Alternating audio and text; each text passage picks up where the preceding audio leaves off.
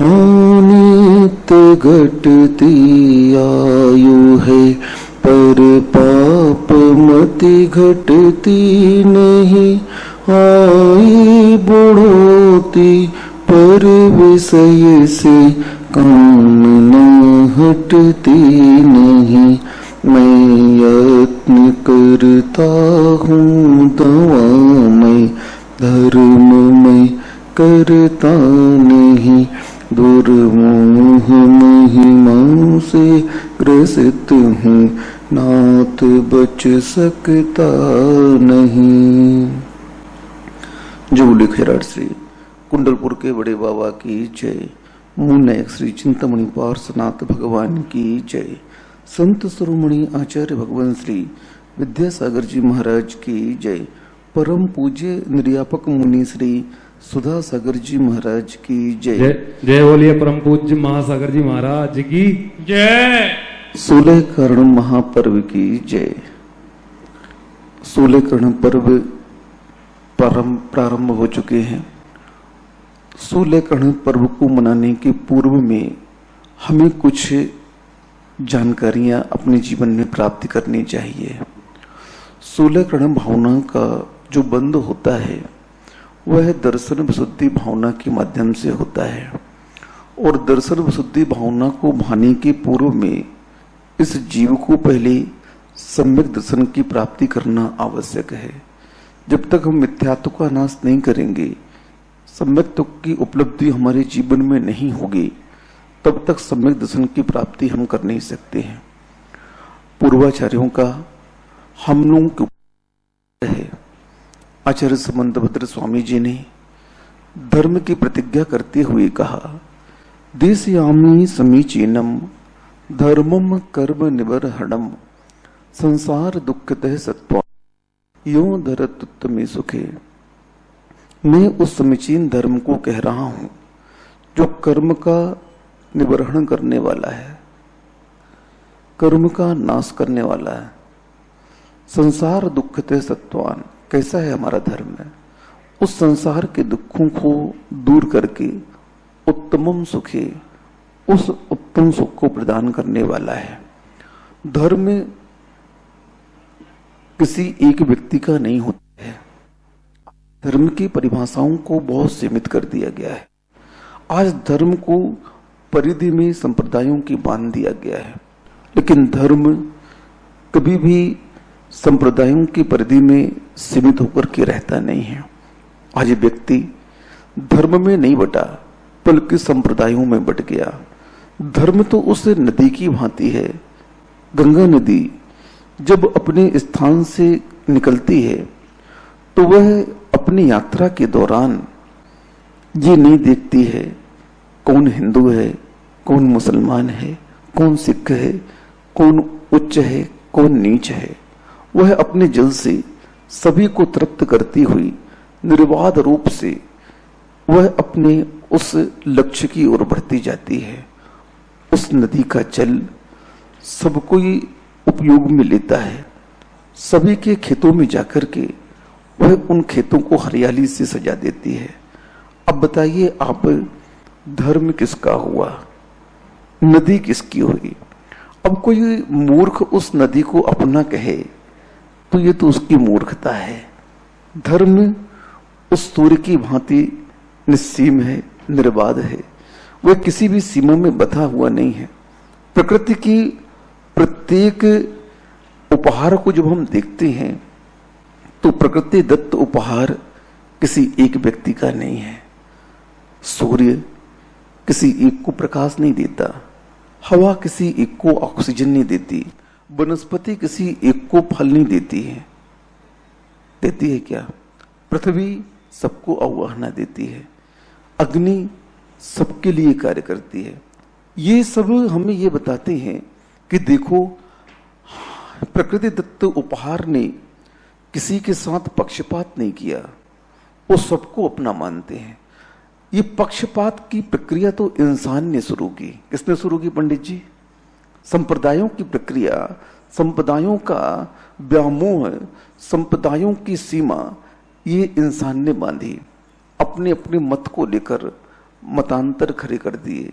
लेकिन धर्म किसी मत का नहीं है। धर्म तो उस आकाश की तरह है, सूर्य की तरह है, हवा की तरह है, पानी की तरह है, अग्नि की तरह है, वायु की तरह है। वह तो सबका है। धर्म क्या है? अहिंसा क्या है? अहिंसा किसी एक व्यक्ति की है क्या? उस अहिंसा का नाम ही धर्म है।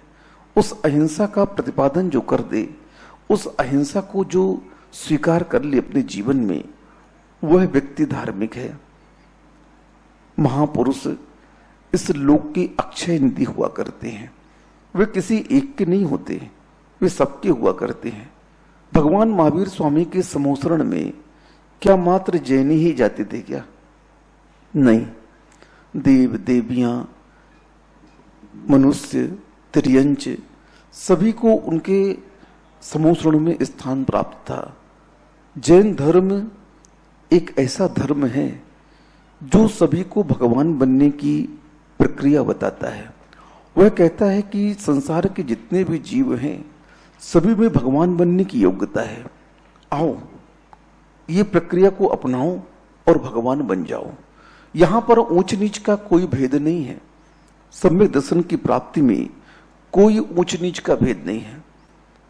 नर नारकी भी सम्यक दर्शन प्राप्त कर लेता है, देव भी प्राप्त कर लेता है, मनुष्य भी प्राप्त कर लेता है। मनुष्य में नीच गोत्र का व्यक्ति भी सम्यक दर्शन प्राप्त करने का अधिकारी है। जैनियों, ये मत सोचना आप कि मैं उच्च कुल में जन्म ले लिया मैंने तो जैन धर्म मेरा है। नहीं, जैनाचार्यों ने चांडाल के माध्यम से उदाहरण दे दिया कि देखो, सम्यक दर्शन के अंग में वह चांडाल प्रसिद्ध हुआ।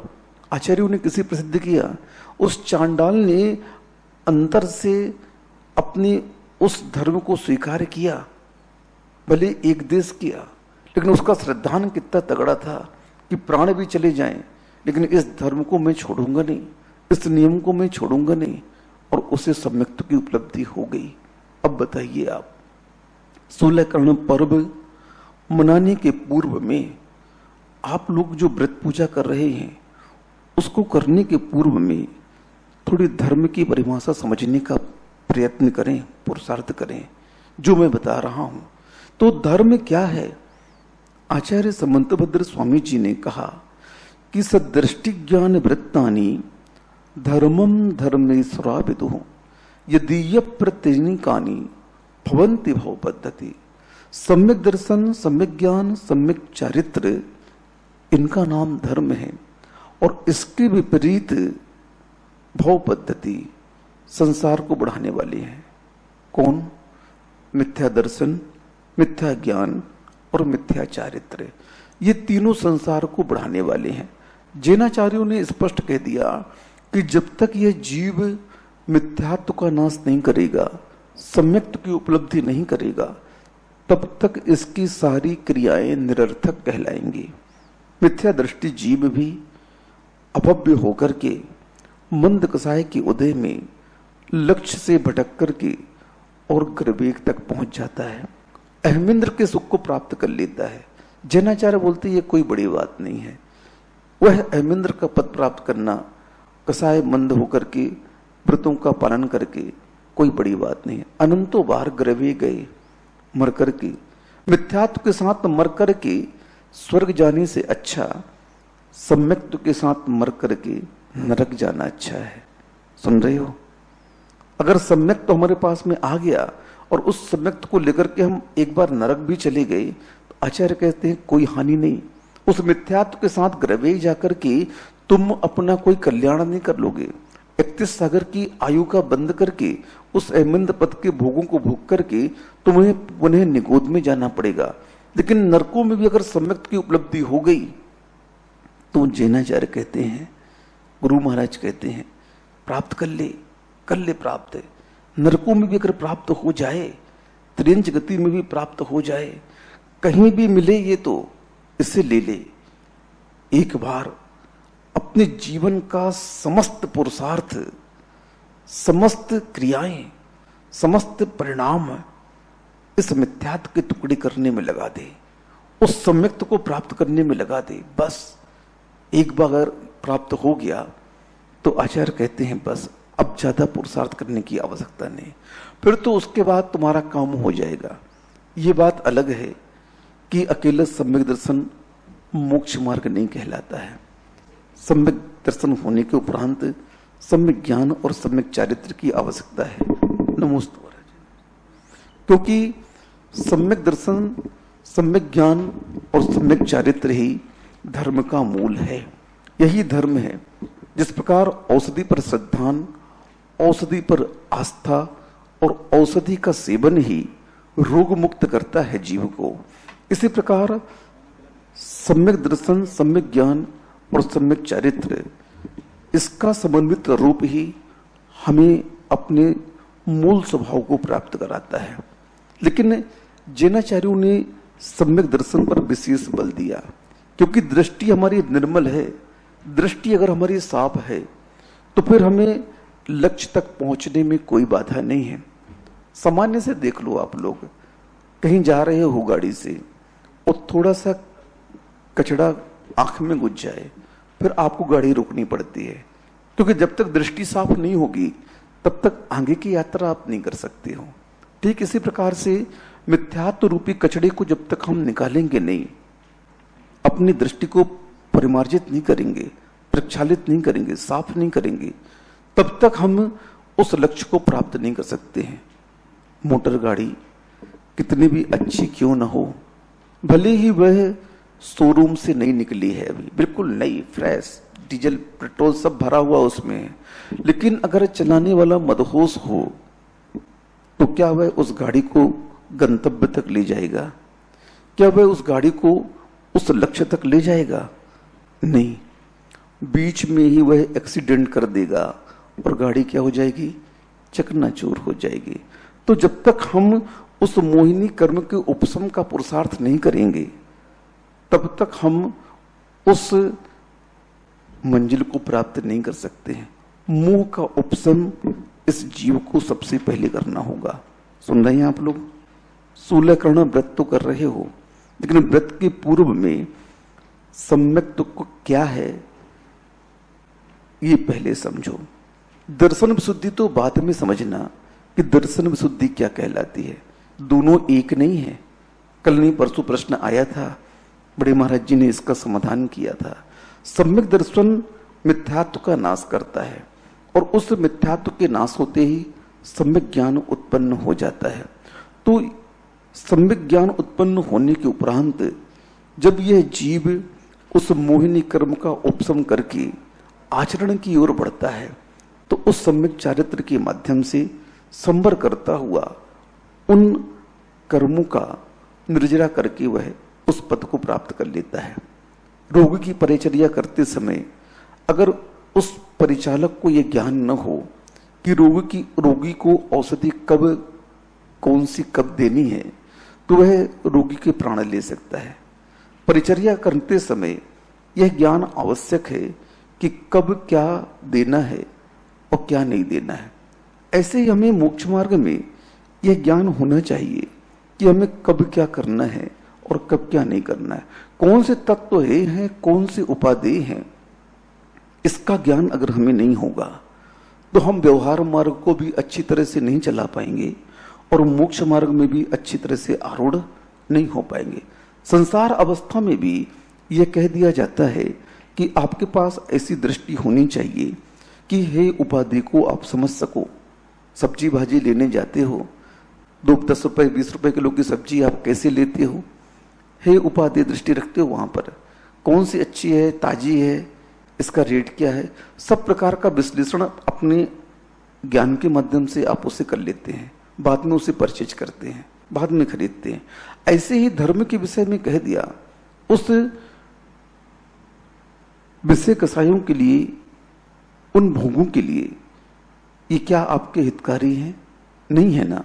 पूर्ण रूप से नहीं छोड़ पा रहे इसे, कोई बात नहीं, लेकिन एक दिवस रूप से तो त्याग करने का पुरुषार्थ करो। दर्शन शुद्धि और सम्यक दर्शन में बहुत अंतर होता है। अब सम्यक दर्शन आपने प्राप्त कर लिया, मिथ्यात्व के टुकड़े कर दिए, अब सम्यक दृष्टि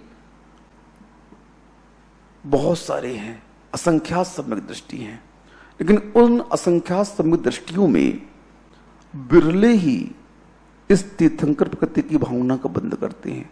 इस दर्शन विशुद्धि की भावना करने वाले बहुत अल्प है, बहुत अल्प है, यूं कहो उंगलियों में गिनने वाले हैं। कितने हैं? हाँ, क्योंकि अरहंत तो सब बन जाते हैं। अरहंत बनने के लिए हमारे यहां मना नहीं है। अनंत अनंत सिद्ध होते हैं तो वो सिद्ध तो बन जाएंगे, केवल ज्ञान तो प्राप्त कर लेंगे, रिद्धियां भी प्राप्त कर लेंगे। लेकिन तीर्थंकर प्रकृति का बंद करने के लिए एक विशेषता है, वह सम्यक दृष्टि उस दर्शन विशुद्धि भावना को भाता है। और दर्शन विशुद्धि भावना क्या है? दृष्टि में निर्मलता आना। दृष्टि में निर्मलता आने का नाम ही क्या है? दर्शन विशुद्धि है।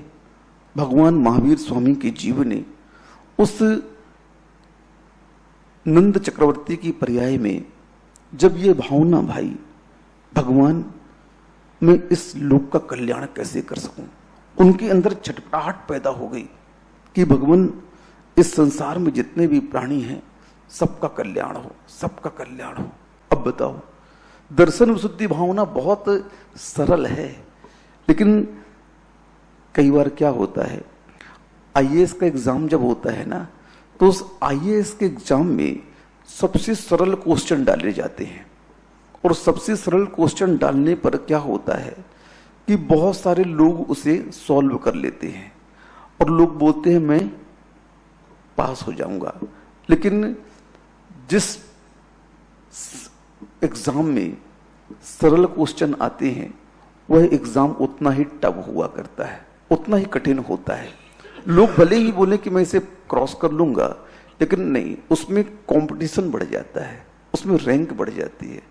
ऐसे ही सम्यक दर्शन विशुद्धि भावना बहुत सरल है, लेकिन सरल होने के बाद भी यह जीव का परिणाम विषय भोगों में इतना लिप्त है, उसके कुसंस्कार इतने प्रगाढ़ हैं कि यह जीव और इसकी सोच मात्र अपने तक सीमित रह जाती है।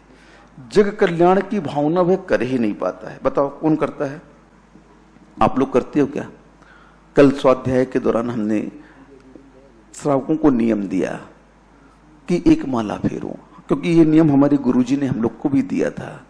हम लोग जब मुनि नहीं बन पाए, ब्रह्मचारी थे, तो आचार्य श्री के पास गए, आचार्य श्री ऐसी कोई मंत्र जाप दीजिए कि जिसके माध्यम से हम लोग श्रमण बन सके।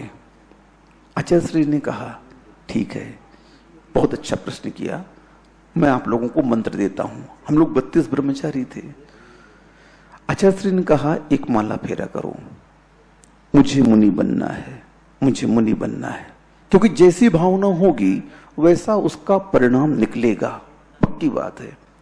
आचार्य महाराज बहुत अनुभवी हुआ करते हैं और उन्होंने ये मंत्र हम लोगों के लिए दे दिया और हम लोग ब्रह्मचारी अवस्था में प्रतिदिन इस माला को फेरा करते थे, हमें मुनि बनना है, हमें मुनि बनना है। अब भावना जो होती है पूर्ण तो होती है, इसमें कोई दो मत नहीं, क्योंकि हमारे यहाँ ये भावनाएं ही तो है। 12 भावना, मेरी भावना, वैराग्य भावना, 16 कर्ण भावना, ये भावनाएं तो हैं, बार बार भाना है इसे, अपने उपयोग में इसे स्थान देना है, ताकि जो बुरी भावनाएं हैं, जो आसुरी भावनाएं हैं, ये हमारे मन से निकल सके। हम लोग गुरु की उस मंत्र के फल को प्राप्त कर लिया, हम लोग मुनि बन गए, मुनि बन गए। अब आचार्य के पास गए, आचार्य आपने जो मंत्र दिया था वह तो पूर्ण हो गया, आपने जो मंत्र दिया पूर्ण हो गया, अब इसके बाद कौन सा मंत्र फेरे हम लोग मुनि बनने के बाद में? बोले अब 2 मंत्र और ले लो। कितने मंत्र और ले लो? पहला मंत्र तो ये है सबका कल्याण हो, ये भावना हमेशा अपनी दृष्टि में रखना। ये भावना कभी भी अपनी दृष्टि से ओझल मत होने देना। किसी का कल्याण करो या नहीं करो, लेकिन मन में हम ये भावना हमेशा रखें, भगवान सबका कल्याण हो। अच्छा, सी दूसरा मंत्र, मेरा सल्लिखना पूर्वक मरण हो। क्या दिया? पहला मंत्र तो दिया मुनि बनो, वह मंत्र पूर्ण होते ही 2 मंत्र और दे दिए। बोले ये 2 मंत्र आपके जब तक चलेंगे जब तक आपको मुक्ति का लाभ नहीं होगा।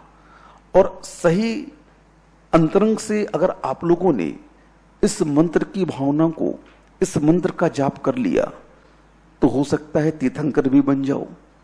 क्योंकि गुरु जो होते हैं वो भगवान बनने की प्रक्रिया बताते हैं। क्या करते हैं? उनका लक्ष्य ही होता है, उनकी शरण में जो भी आता है। मैं तो ये कहता हूं कि आचार्य श्री को जो भी पुरुष और स्त्री दिखते हैं ना, तो वो उनकी दृष्टि इतनी निर्मल है कि वो उन्हें पुरुष और स्त्री के रूप में नहीं देखते। मेरे हिसाब से तो मेरे गुरु महाराज प्रत्येक जीव को मुनि और आरिका की दृष्टि से देखते हैं। हाँ, उनकी दृष्टि में हमेशा ये लक्ष्य रहता है, ये सामने वाला मुनि है और ये सामने वाली आरिका है। तभी तो उनकी दृष्टि इतनी निर्मल है कि उनके पास जाते ही सारी की सारी वेदनाएं शांत हो जाती हैं। इतनी इतनी इतनी शांति मिलती है उनको देख करके, कुछ पूछो ना। किसी भी व्यक्ति को देख करके शांति मिले, उसे देखते रहने का मन हो, समझ लेना ये भव्य पुरुष है। ये भव्य पुरुष उस भव्य आत्मा की पहचान है कि वह उस निर्मल भावना का धनी रहता है कि जिसे देख करके हमेशा क्या लगता है, बस इन्हें देखते रहें, इनकी ओर से हमारी नजर ना हटे। तो आचार्य श्री ने हम लोगों के लिए ये 3 भावनाएं दी और पहली भावना पूरी होते ही 2 भावना और दे दी, जो आज हम आप लोगों के लिए 16 कर्ण भावना में दे रहे हैं कि आप लोग श्रावक अवस्था में ये भावना भाएं कि भगवान सबका कल्याण हो, भगवान सबका कल्याण हो और मेरा समाधि पूर्वक मरण हो।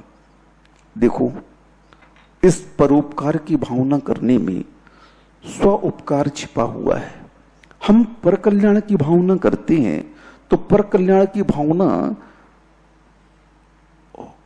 का परिणाम यह है कि दूसरे का कल्याण हो चाहे ना हो, लेकिन अपना कल्याण तो हो ही जाएगा। किसान हमेशा ये भावना करता है वृष्टि समय पर हुआ करे। वह वृष्टि समय पर होगी तो सभी के खेतों में पानी जाएगा, नहीं जाएगा क्या?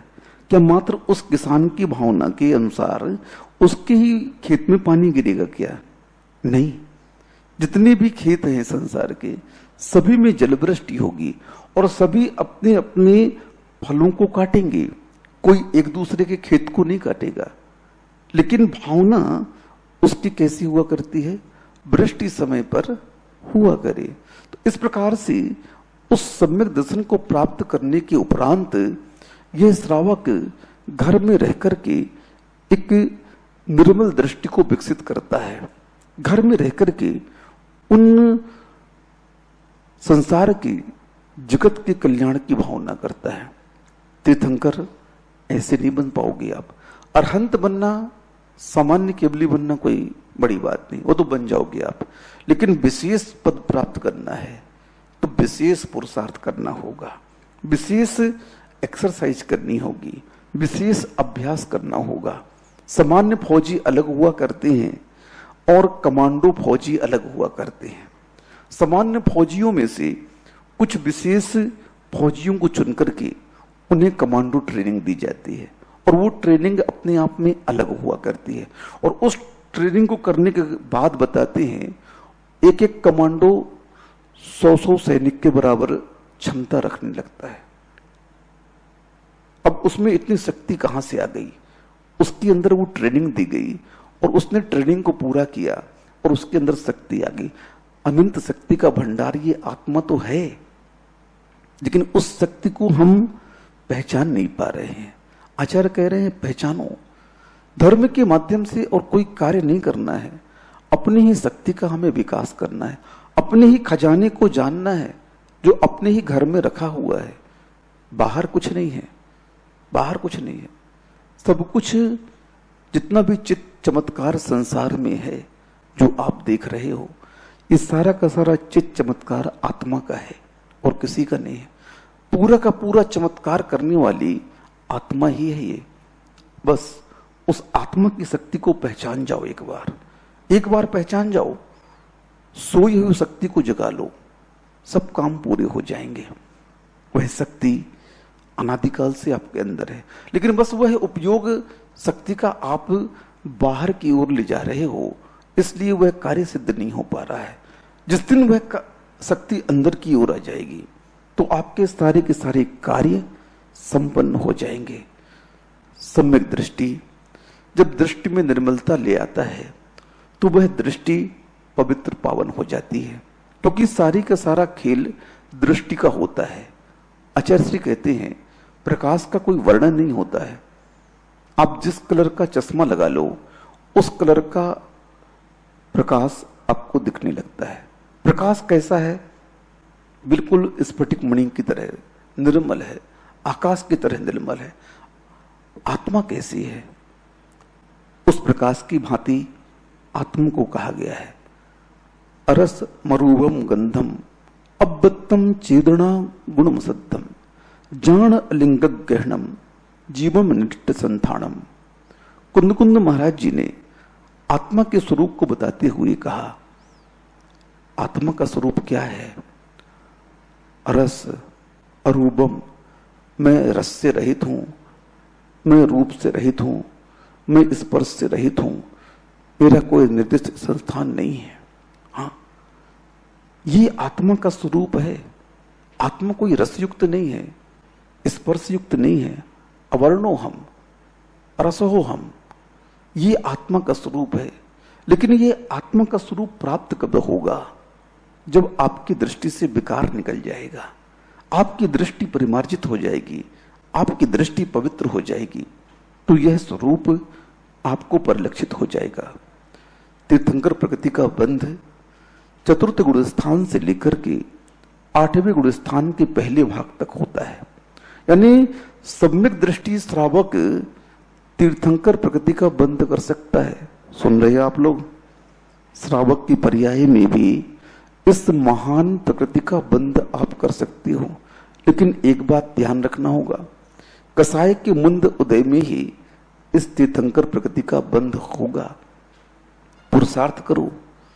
आचार्य महाराज कहते हैं इस कली काल में आप ज्यादा पुरुषार्थ नहीं कर सकते हो, ये पुरुषार्थ तो कर लो, क्योंकि ये सबसे सरल पुरुषार्थ है।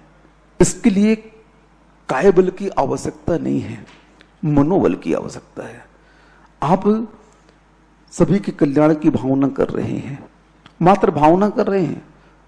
हम तो फिर भी यहां वचन रूप से कह रहे हैं, आपको वचन रूप से भी नहीं कहना।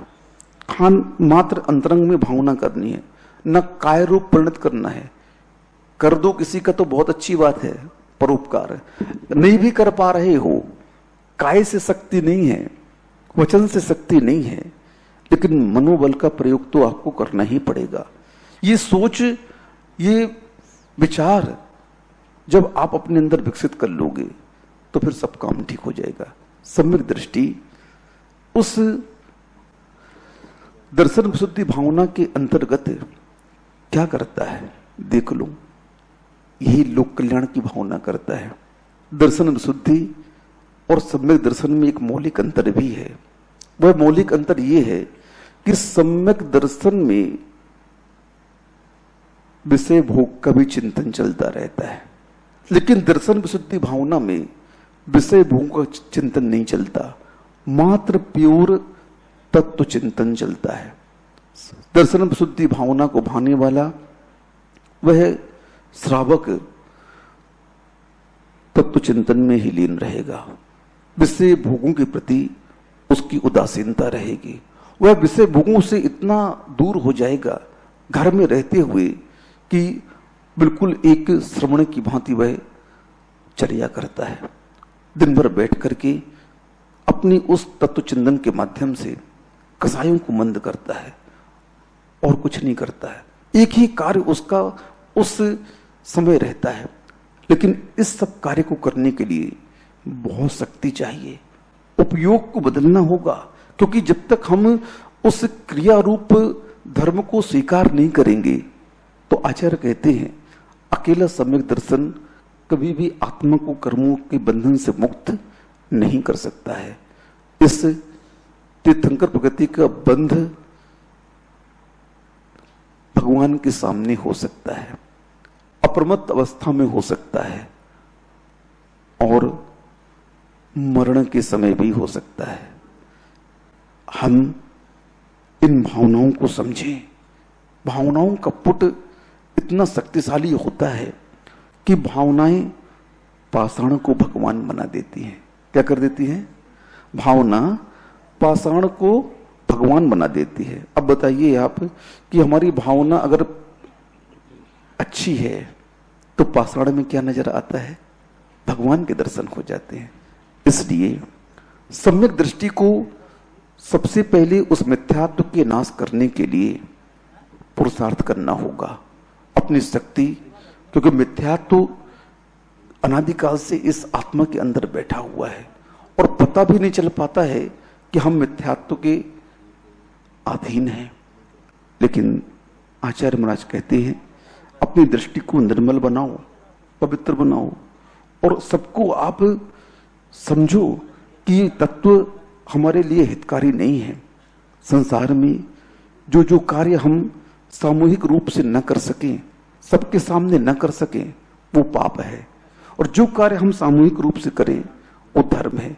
जो कार्य हमारे संविधान को अच्छा नहीं लगता, हमारे शासन को अच्छा नहीं लगता, प्रशासन को अच्छा नहीं लगता, वो अपराध कहलाता है, वो पाप कहलाता है।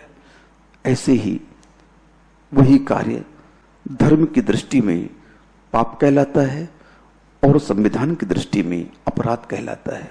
हमें इन अपराधों से बचकर के और ऐसी भावना भानी है जो हमारे आचार्य श्री ने बताई कि भगवान सबका कल्याण हो, सबका कल्याण हो, और साथ ही अपने जीवन में उन विषय भोगों को थोड़ा सा पूर्ण विराम तो नहीं लगा सकते, अल्प विराम लगाओ। अल्प विराम लगाने पर हम उस शुद्ध तत्व की ओर पहुंच सकते हैं। संसार की प्रक्रिया रुक नहीं सकती है। भोजन को हम छोड़ नहीं सकते हैं, मकान को छोड़ नहीं सकते हैं, वस्त्रों को छोड़ नहीं सकते हैं, लेकिन हम इसे सीमित अवश्य कर सकते हैं।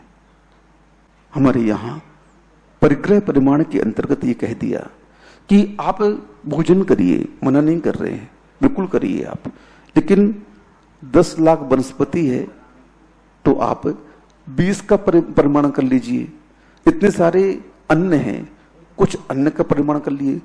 प्रतिदिन आप कुछ न कुछ नियम लेकर के भोजन करें, तो ये संस्कार आत्मा में पड़ते जाएंगे, और ये आत्मा में संस्कार पड़ते जाएंगे तो एक समय ऐसा आएगा कि आप लोग उस विषय भोगों से बहुत ऊपर उठ जाओगे।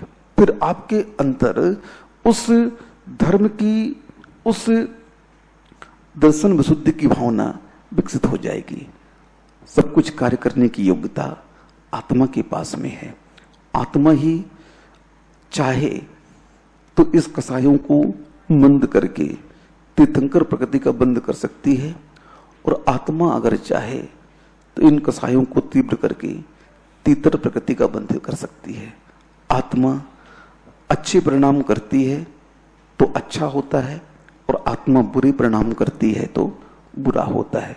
तो इस प्रकार से सम्यक दृष्टि और दर्शन शुद्धि भावना में जो हमने अंतर बताया कि सम्यक दर्शन विशुद्धि भावना में दृष्टि निर्मल होगी और मात्र तत्वों का चिंतन होगा, और सम्यक दृष्टि तत्व चिंतन भी करेगा लेकिन विषय भोगों को छोड़ेगा नहीं, उसे भी करता रहेगा। लेकिन हमें इस बात को समझ करके और इस प्रक्रिया को अपनाना है जो साक्षात तीर्थंकर प्रकृति के बंध का कारण है। अहिंसा परमो धर्म की जय।